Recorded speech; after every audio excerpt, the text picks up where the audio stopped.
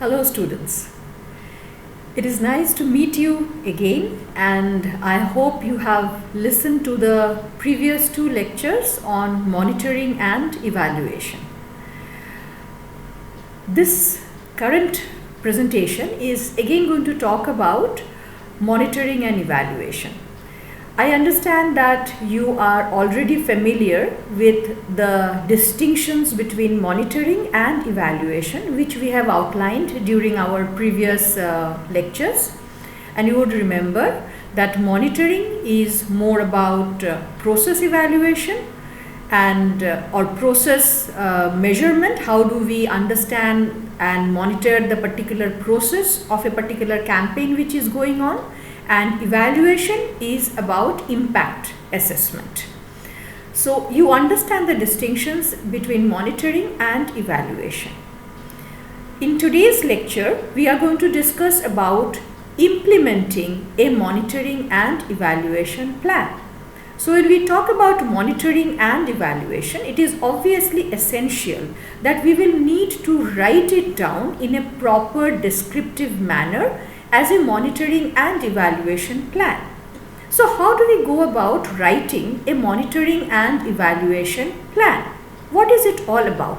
What are the components of a monitoring and evaluation plan? So in our lecture today, we will go through one by one the different steps of a monitoring and evaluation plan. The different steps and components will be further elaborated during our future discussions. So let us begin and talk about what it is that we write as part of a monitoring and evaluation plan.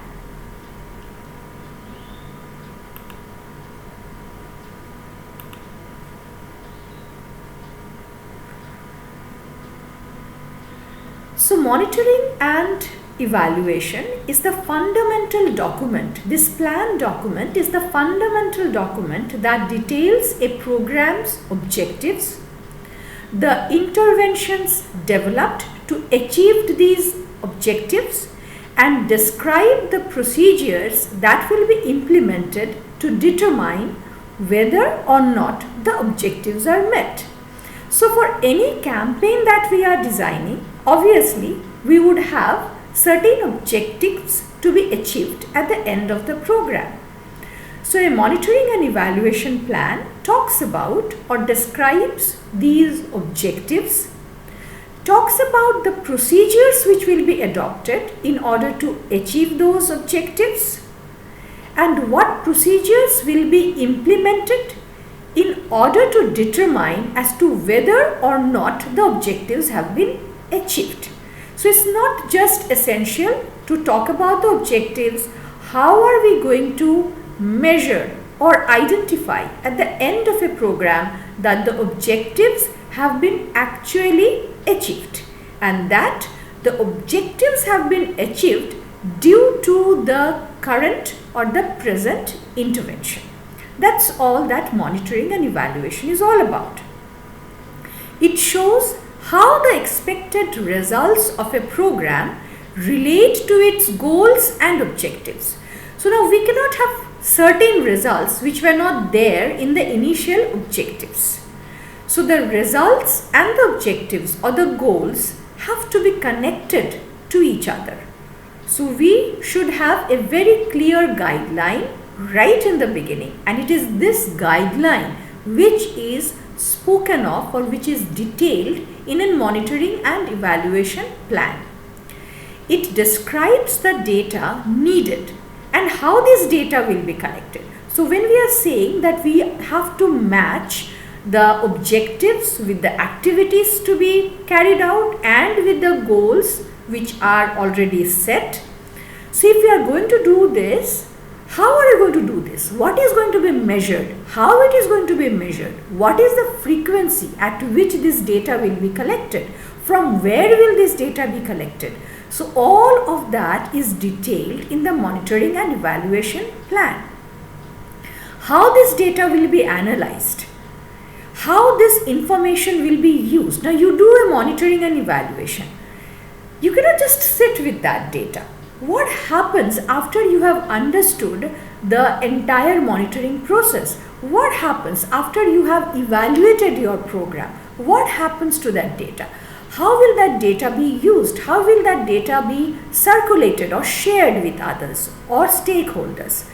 How the program will be accountable to stakeholders? So all of that is detailed in a monitoring and evaluation plan. So that is the purpose of the monitoring and evaluation plan. So you can very well understand, as we have been emphasizing again and again, that monitoring and evaluation is an integral component of any campaign planning. It has to be done right in the beginning of a campaign plan. You need to have the monitoring and evaluation plan in place before or simultaneously as you are planning your campaign.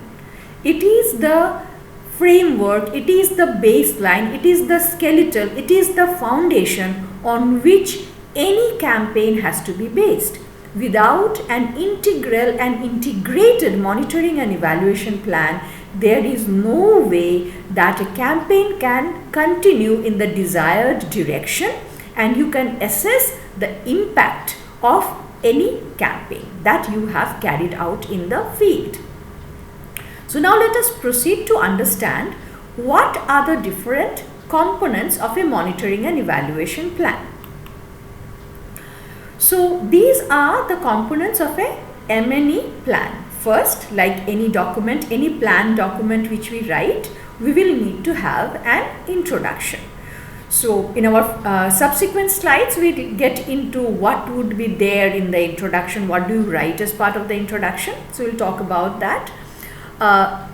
It would have a program description and it will talk about different frameworks. So today I will just give you an overview of framework, but we will have a detailed lecture about frameworks, monitoring and evaluation frameworks later in our future lectures. A detailed description of the plan indicators.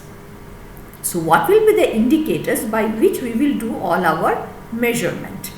A data collection plan, a plan for monitoring, a plan for evaluation, plan for the utilization of the information that we have collected, and mechanism for updating the plan. So we'll go through each one of this one by one now. So what does the introduction talk about? The introduction includes information about the purpose of the program, the specific M&E activities that are needed and why they are important. So in the introduction of the M&E plan, you are talking about the purpose of the program, as to what this particular campaign or the program that you are starting, what it talks about. It talks about or introduces the development history that provides information about the motivations.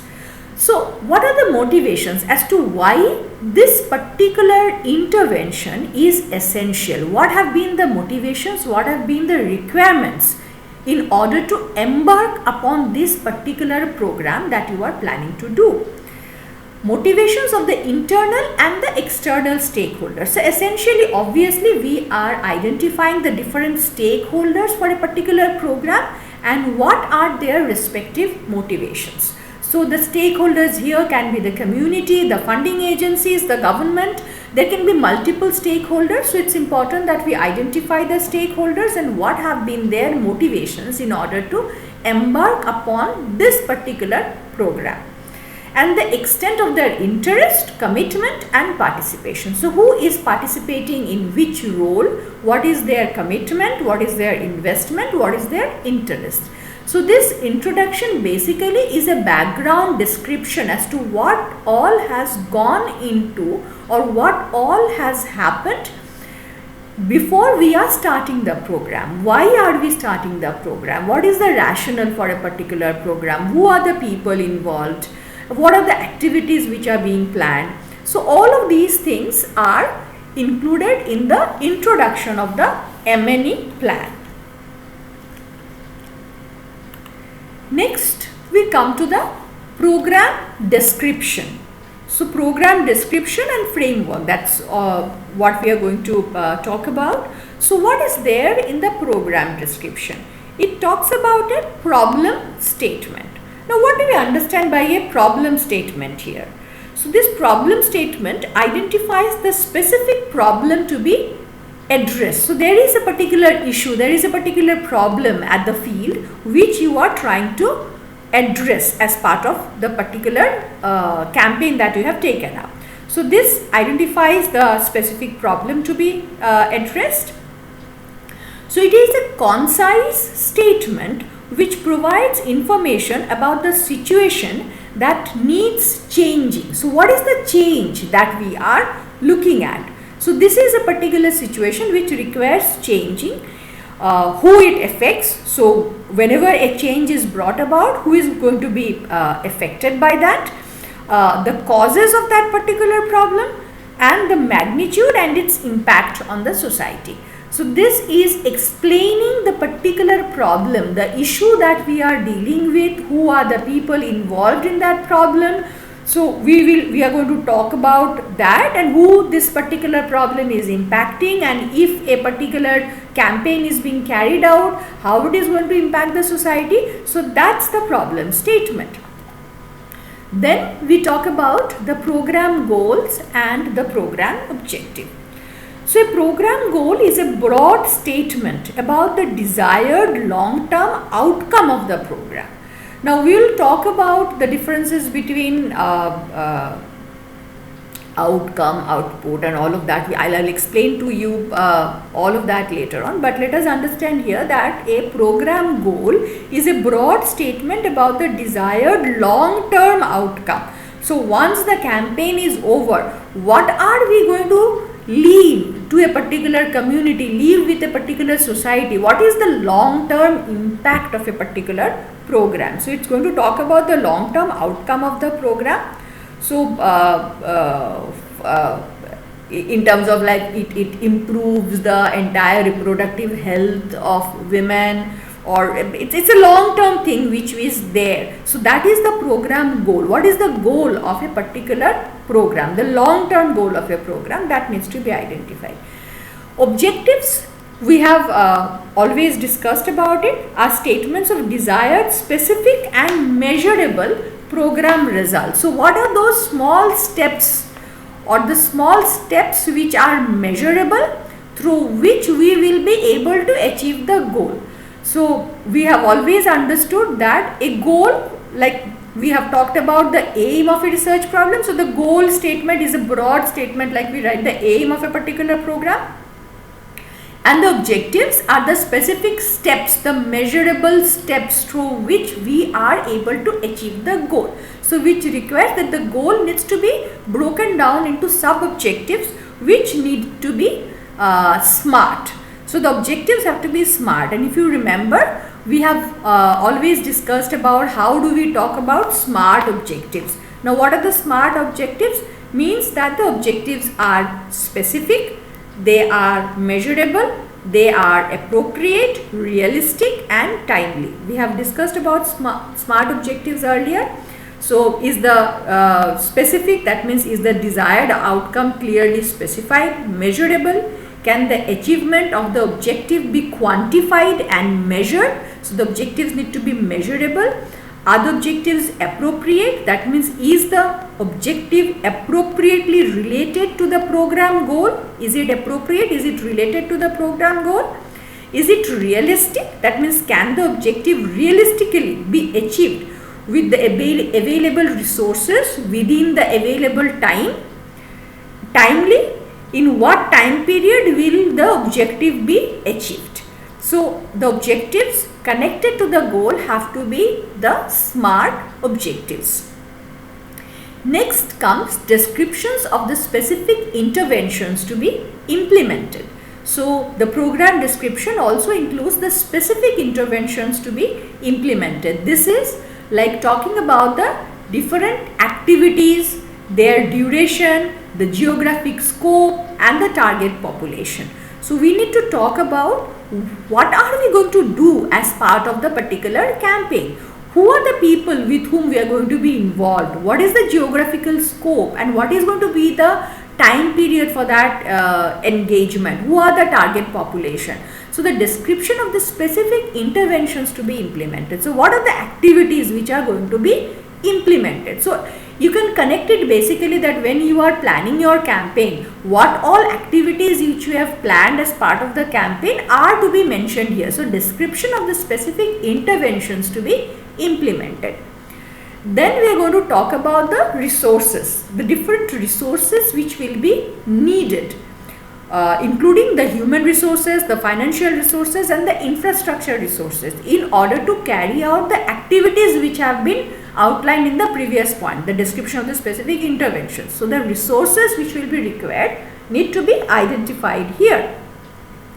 Then comes the conceptual framework. If you remember, we have talked about the frameworks, M&E frameworks. So there are multiple M&E frameworks, and we will talk about frameworks in detail, their importance, and how do we go about designing the frameworks. But let me give you just an overview as to a conceptual framework.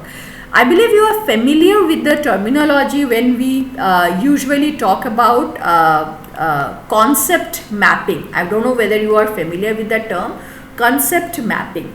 That means what are the different components of a particular idea, what are the different factors which influence a particular situation. So that is called a concept mapping. So in terms of a campaign also, we are going to talk about the different factors which are there. So that is done usually in the beginning of a program. So when we talk about a problem, we try and understand which are the different factors which influence a problem. So that's sort of a mapping which is done. It's also done diagrammatically as to what leads to what. So how are the different factors connected to each other so as to we are able to understand the problem in a holistic manner. We can understand what are the other different factors which influence the central issue that we are going to talk about. So that's a conceptual framework which needs to be developed right in the beginning of a M&E plan. So it's very important to understand the issue in its complexities and in its totalities. That's the conceptual framework. We will again talk about it in detail, as I said, in our future lectures. The logic framework or the result framework, that again talks about the entire process of the project that we are implementing, which documents the inputs, which talks about the activities, which talks about the output, the outcome, and the impact. So there are multiple ways of doing it. A logic framework basically talks about this flow of activities and how they are connected to each other, what leads to what, and then the result framework tries to look at the entire issue or entire campaign in terms of the results, the step-by-step results that we are supposed to achieve at different stages of the program. So that's a result framework. So there are multiple frameworks which are there for monitoring and evaluation. We will get an introduction into some of these frameworks for our knowledge. However, for easier understanding, we will emphasize on one or two of them, and I'll detail them in my next lecture. So this is what we are covering as part of the program description. Now comes the indicators. So indicators are very important, and we have also discussed earlier about indicators that they are the measurable units by which we are going to look at our objectives, the variables which are all involved. So indicators are cues, clues, signs or markers that measure one aspect of a program and show how close a program is to its desired path. So that means if I have achieved a particular percentage of growth at a particular point of time of the program, then I am going ahead in the right direction. So indicators are usually measurable. They are ways that we are able to assign numbers to the achievement of our results, to the achievement of our objectives. So they are the indicators. How do we convert concepts into indicators? How do we convert our variables into indicators? We are going to again talk about it in detail. I will talk about indicators separately in another lecture. but for you to understand now, so they are going to measure. We will have indicators at different levels of the program analysis. So indicators are clues, signs or markers that measure one aspect of a program and show how close a program is to its desired path and outcomes. They are used to provide benchmarks for demonstrating the achievements of a program. So as of now, they are basically the numbers which are assigned in order that we are able to measure as to how a program is proceeding. They are connected to the goals and the results that we want to achieve, and that this is the demonstrable evidence of any particular program. Without indicators, you cannot do any monitoring and evaluation, because it is the indicators through which you will be able to demonstrate your results. So it's very important that right in the beginning of a particular campaign, you identify as to what are your indicators by which you are going to measure your success or failure.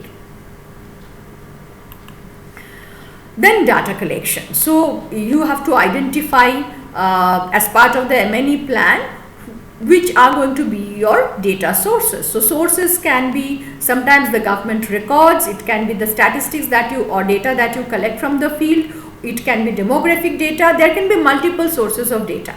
So what will be your data collection? How are you going to collect the data? So data collection plan should include diagrams depicting the systems used for data collection, processing, analysis and reporting. So obviously these are all research functions and you understand research methodology, so you know that there are multiple techniques and tools for data collection. So which will be the different tools which you will use for data collection, what will be the sources of data collection, how are you going to analyze that data, all of that needs to be mentioned here as part of your monitoring and evaluation plan. The strength of these systems determines the validity of the information obtained. So the more clearly you have defined the data, the more clearly you have mentioned as to how you are going to analyze that data, the more clearly you have justified the use of a particular tool of data collection, the more valid is going to be your research. So I have already been sharing with you different tools of data collection, the quantitative and qualitative tools. There are participatory tools of data collection as well. So we will talk about the different tools of data collection separately. I have also shared some materials with you and you would probably have gone through those in terms of the participatory tools of data collection.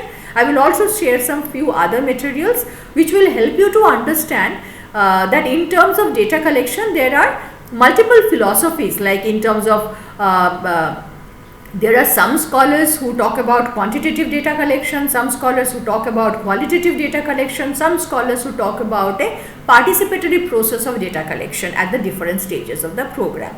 But whatever be the means of data collection, we will talk about their relative advantages and disadvantages separately. But as far as a MNE plan is concerned, you need to identify these sources of data, the plan of your data collection and data analysis very clearly as part of the MNE plan. You have to understand this at this moment now, that the data collection needs to be outlined clearly. Whatever might be your procedure for data collection, obviously it has to be acceptable to the people who are implementing the program and the different stakeholders who are involved in the implementation of the program. So obviously based on mutual consent and understanding, you will be identifying the different tools of data collection according to your convenience.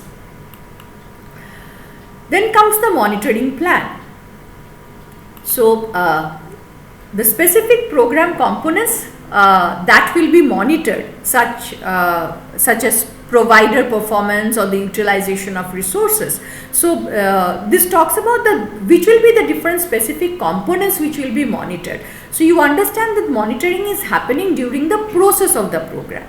So here, as part of the monitoring plan, you would identify the specific program components which will be monitored. How this monitoring will be conducted. So how will you do the monitoring, at what point of time, and all of that needs to be mentioned here. The indicators that will be used to measure the results. Again, it is talking about the different indicators that will be used to monitor the process. So monitoring is concerned with the status of ongoing activities. I am again and again highlighting this, that monitoring is in terms of the ongoing activities, the process which is continuing. The output indicators also known as the process indicators. So monitoring happens as the program is going on. So how we are going to measure the different indicators which will be there in order to ensure that the program is proceeding in the right and appropriate direction. Now the next thing that we talk about is the evaluation plan. So the evaluation plan provides the specific research design and methodological approaches to be used to identify whether changes in outcomes can be attributed to the program. So if you remember, we have been again and again highlighting this, that evaluation happens at the end of the program, and whether the changes which we are observing in certain indicators can be attributed to the particular program that we have been carrying out. If you remember, in the previous lecture we had said that there are certain changes which happen in due course of time. Hence, they cannot be attributed to the program. We had also talked about and discussed about experimental design. So, as to whether you would do an experimental design in order to identify that the changes which have occurred in the different parameters, in the different attributes, can be ascribed back to the programs which have been implemented. So, there are multiple ways in you want to do that. So obviously we have talked about experimental designs. If you remember, we had talked about that we need to have baseline data in order to do evaluation. We need to have control groups in order to do evaluation. So there are different ways by which an evaluation can be done. Obviously, there are also participatory techniques of doing the evaluation. We will talk and discuss about the different participatory tools of monitoring and evaluation as well in a separate lecture. Then the information dissemination plan. We always understand that whatever research or whatever work we do, even in monitoring and evaluation, the information needs to be disseminated. You cannot just do monitoring and evaluation and keep the results for no use. So how the information gathered will be stored, disseminated and used should be defined at the planning stage of the project and described in the M&E plan. So how are you going to share the findings of your monitoring and evaluation with the different stakeholders, and how this particular information is going to be used for improvement of the particular program? So the various users of the information to be clearly defined. So at what point of time the monitoring data, to whom does it go, and how is this data to be used, and the reports to be written with specific audiences in mind. So it's not just that you are creating information for the different stakeholders and at different points of time. The reports that you are writing also has to be written with specific audiences in mind. That means the data needs to be written differently for probably your funding agency, has to be written differently for the people who are managing the program, has to be written differently for the community participants who are there. So there are different ways that you need to present the data in order to communicate the results of your study very clearly to different stakeholders, meeting their expectations and interests and commitment towards your particular program. So it's very important to sketch out right in the beginning as to what will be the interval at which the data will be collected, to whom the data will be provided, and for what use and in which manner the data will be provided to them. So a proper information dissemination plan is also equally important, and it needs to be stated right away in the beginning as part of the monitoring and evaluation plan. Then comes the mechanism for update. Now, it is always possible that while we are implementing our monitoring and evaluation, or while we are implementing our campaign, there might be untoward situations. There might be situations which will require us to review our M&E plan or M&E schedule. So, a mechanism for reviewing and updating the M&E plan should also be indicated. So, in case something goes wrong, this is how we are going to change. So this is because changes in the program can and will affect the original plan for both monitoring and evaluation. So if there is a change in the program, like from your monitoring, you come to understand that there has to be a new direction given to program. So obviously the monitoring that you had originally identified would no longer work. So you need to know that if a change occurs, how am I going to realign my monitoring and evaluation plan according to the changes in the program. So a mechanism for update also needs to be included as part of the M&E plan. So these in brief are the components of writing a monitoring and evaluation plan. I hope you have been able to understand clearly the different components of a monitoring and evaluation plan.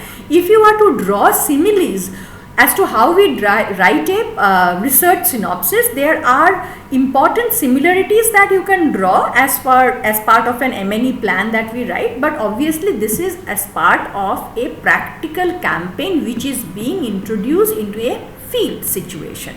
So these are the different components of an M&E plan that you have to write before you start a particular campaign in the campaign in the field. So I hope you have been able to understand the different components that I have identified here. I will also share with you other study materials. You will find detailing of all of these in some of the material that I have already shared with you. And I hope that you are able to understand these steps clearly. We will understand the different M&E frameworks in our next lecture, and then in the subsequent lecture we will talk about indicators. So till then, stay home, stay safe, take care of yourself, and I would also expect some feedback from you if you are watching the videos that have been uploaded till now. Please write back to me through email as to whether you have been able to understand the different lecture videos. Have you been able to answer the short objective type questions which I had put at the end of the previous videos? If you have any problem, feel free to contact me. You can also WhatsApp me if you want with your questions. Have a nice day. Thank you.